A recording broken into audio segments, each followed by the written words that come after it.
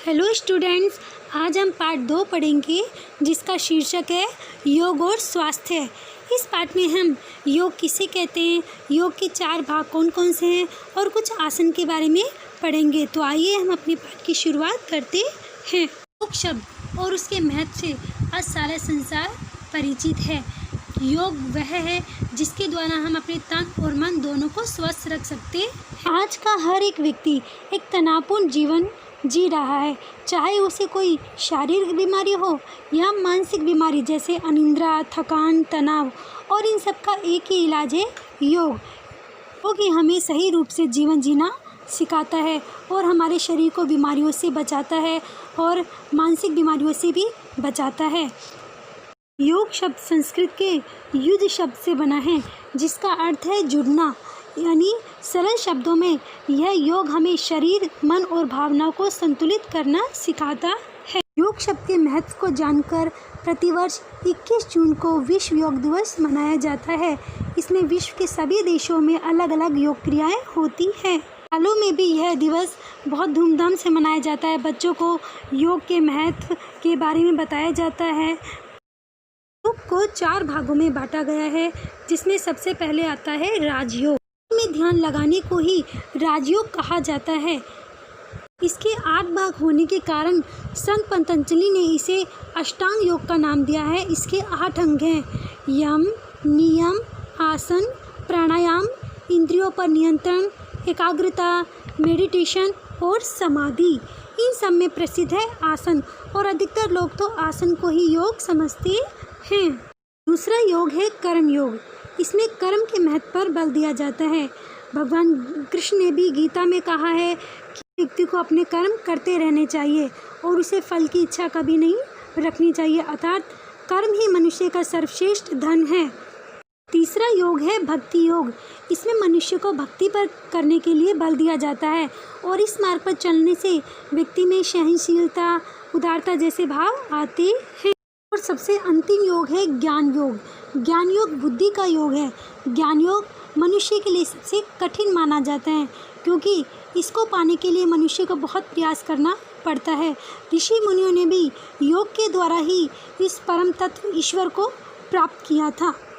योग के जानने के बाद हम कुछ आसन करना सीखेंगे, जिसमें सबसे पहले आता है ताड़ासन। ताड़ासन हाथ पैरों की संपूर्ण वृद्धि के लिए और कद बढ़ाने के लिए किया जाता है।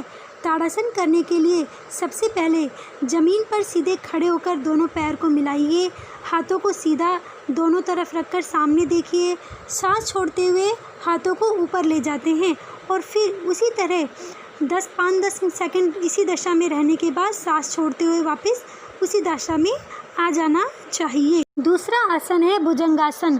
यह आसन पेट की पाचन शक्ति के लिए बहुत लाभदायक है। इससे करने से बच्चों को कोई भी पेट की परेशानी नहीं होती। इस आसन को करने के लिए पेट के बल जमीन पर सीधे लेट जाए, बाजुओं को अपने शरीर के दोनों तरफ सीधा रखकर कोहनी से मोड़ना है और हाथों को आगे सीधा रखना है।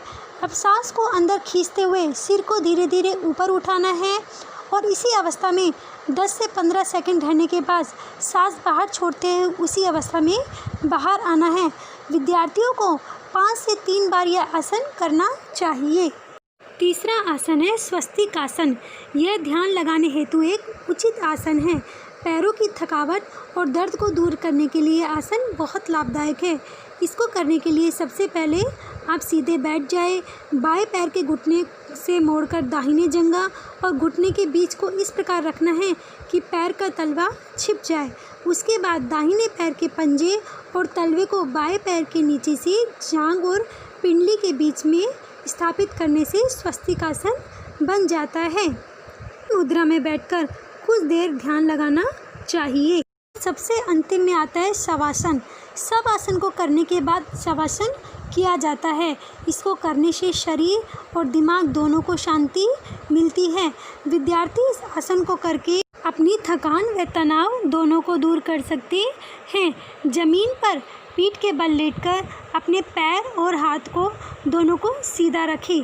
दोनों पैरों को एक दूसरे से दूर रखें। अब आंखें बंद करके सांस अंदर लीजिए और फिर धीरे धीरे छोड़िए। इस तरह से ये शवासन किया जाता इन सब आसनों को जानने के बाद हम कुछ प्राणायाम के बारे में भी जानेंगे, जिससे हम अपने स्वास्थ्य को अच्छा रख सकते हैं और तनाव को दूर कर सकते हैं, जैसे कपालभाति, अनुलोम विलोम, भस्त्रिका। इस तरह से प्राणायाम के द्वारा भी हम अपने शरीर और तन को और मन को दोनों को स्वस्थ रख सकते हैं। इस तरह से हमने कुछ योगासन और कुछ प्राणायाम के बारे में सीखा। इन सबको करके हम अपने शरीर और मन दोनों को स्वस्थ रख सकते हैं। आशा करती हूँ कि हम सभी भी इस योग को अपने जीवन में अपनाएंगे और योग के महत्व को समझेंगे। Thank you.